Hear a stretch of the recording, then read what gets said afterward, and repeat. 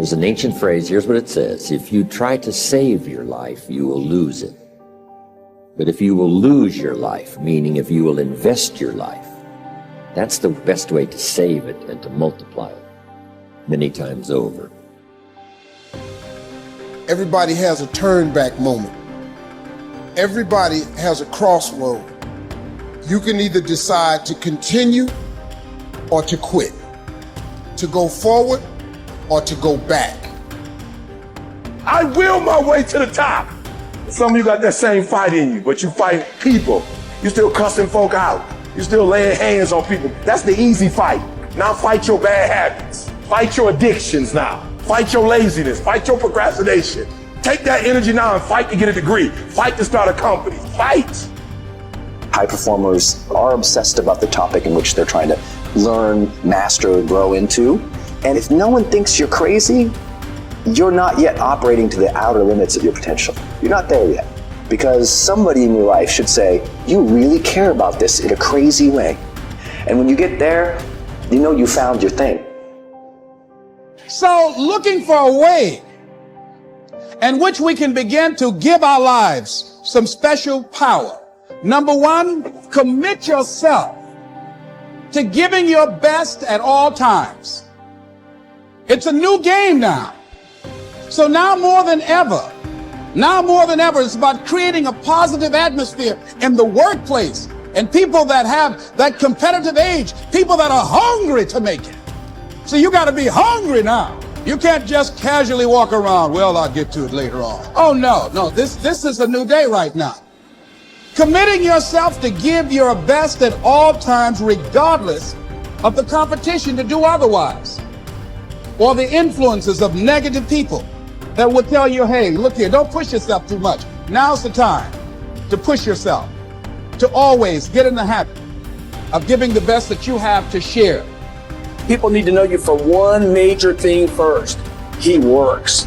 He produces. The guy's there every day. The guy's pushing and shoving. Because the truth is, no matter how good your ideas are, how good your art is, or how good your skill set is, if you're not working, man, if you're not vibrating at a frequency that people say, my God, how does that guy do all that? 10x levels, massive action, tremendous work ethic that's just a muscle now, and it's just a discipline in your life, and it's a normal way, you're not going to get in that top 10%.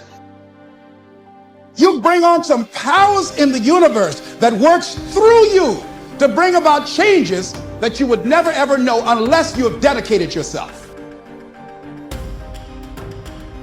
I believe, my new tagline is, I believe you can make a difference in your life if you have a consistent, everyday, persistent, without quit, enjoyment of the pursuit of your potential. And when I came up with it, obviously it resonated with your life. And there was a saying when I originally watched the movie, and I didn't know you at the time, and it was before that I went through my own bankruptcy, my own bottom that I hit. It was, life gives me, you could look at it as a setback, or is it a setup? And when I watched the movie, and then when I read your book, and I got to, you're a setup guy. Everything is that, this is just setting me up for something bigger and greater. I live in a world that's way too big for this. Oh, man.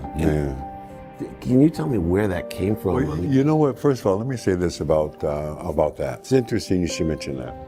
I, like yourself, have some core things that I believe in. And that idea that you just shared with me, people talk to me a lot of times about hope. And hope's a beautiful thing, but I have to always ask people, well, what's the nutritional value of hope? Right? You're gonna tell your children we got hope for dinner, right? Again. Right? Hope's a beautiful thing, but it's always more important, baby, to have a plan. And not just a plan, but plan A. What is plan A? And the best plan A's always have something I call the C5 complex. Your plan A has got to be clear, concise, compelling, consistent, and committed. You've got to have plan A. And you have to always be mindful, and I say this in all sincerity, plan B sucks. It does. I mean, you think about some of the biggest names in their respective industries and worlds. Those people were committed to plan A. I mean, I know you're a big NBA fan, as I am. Michael Jordan's got 6 NBA championship rings because he was committed to plan A, not plan B. Oprah Winfrey became the queen of all media because she was committed to plan A, not plan B. Whatever your politics are, Barack Obama served 2 terms as president of the United States because he was committed to plan A, not plan B. Yep. Plan B sucks, man, right? And something else you said earlier that makes me think of something that I share with people is this whole thing about owning it. I have to explain to people all around the world, why do you spell happiness with a Y? That Y is there to make us all mindful that it is you and your responsibility, you and your opportunity to create the life that you want for you and your family. That's why we spell happiness with a Y. If you really analyze your beliefs, you'll change them. I had a friend one time, I was trying to figure out where do beliefs come from. How do you, because all religion and all science will tell you, you got to believe it. William James from Harvard, 1900, he said, believe and your belief will create the fact. So belief is an interesting word, you got to believe it. And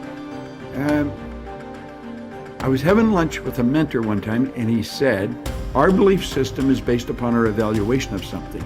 Frequently, if we reevaluate a situation, our belief about that situation will change. It was like bells were going off my head because I was trying to understand belief. How do you change your belief? Well, he told me, it's through reevaluation. And so I started to evaluate myself and reevaluate what I was doing. It took me 9.5 years, but I figured out why I changed. And it was the repetition of information. Thank you. You're in sports, you Yep. know, it's repetition. Yep. Repetition, repetition. Well, but practice doesn't make you perfect. Perfect practice makes you perfect. There's a big difference. Great point. And so I found that the part of our mind that controls our behavior is not the part of our mind that gathers information. School deals with the part of your mind that gathers information. And so we gather all kinds of information, and if we can remember it, they give us a test, we pass the test, we get the degree, and we're educated. That's not education at all. That is gathering information. Education, as Hill pointed out, comes from the Latin educo, meaning to reduce, to develop, or to draw from within. We have genius in us. We have absolute perfection in us. And what we have to do is learn how to tap into that, to let it out.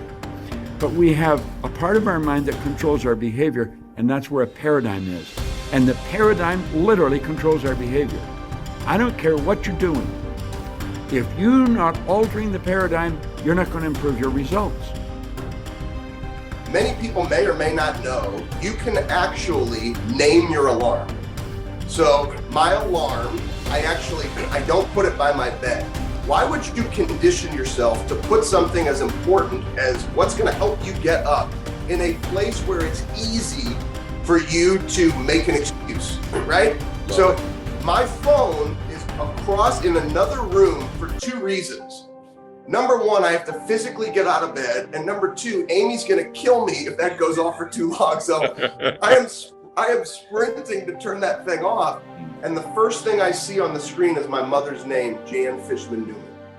My mother passed away 11 days before my 8th birthday. So my fire, if the first thing I see is Jan Fishman Newman, you think I'm hitting that snooze button? When I'm 42 years old, my mother passed away at 38. I've been given 4 extra years, 1 day at a time. You think I'm gonna hit that snooze button? And so for me, I've conditioned myself to connect to what drives me to recognize you will not make an excuse. Man, see, I knew about Mom, but I didn't know the phone piece of it. I didn't know that. And then I'll share with you, it's actually right here, same journal. Once again, it's all the environment that we set up. So one of the other things I do every morning, this is my burn journal. I write down Janet Fishman Newman legacy, uncommon amongst the uncommon. So one of the first things I do is I literally write, to me, it's not enough. This is not easy. I think people want to hit the easy button in everything that we do. We have to condition our minds. Mental toughness is not easy. People think, oh, I have mental toughness. You have to condition your mind. Your mind is the most powerful weapon that you have. It's a muscle. So Ed, you and I, we can work out our muscles, but the reality is this is a muscle that far too often people don't condition that muscle. So I've conditioned it to see my mother's name, but then I've conditioned it to write down and to deeply connect to the burn. Once I do those two things, it's go time.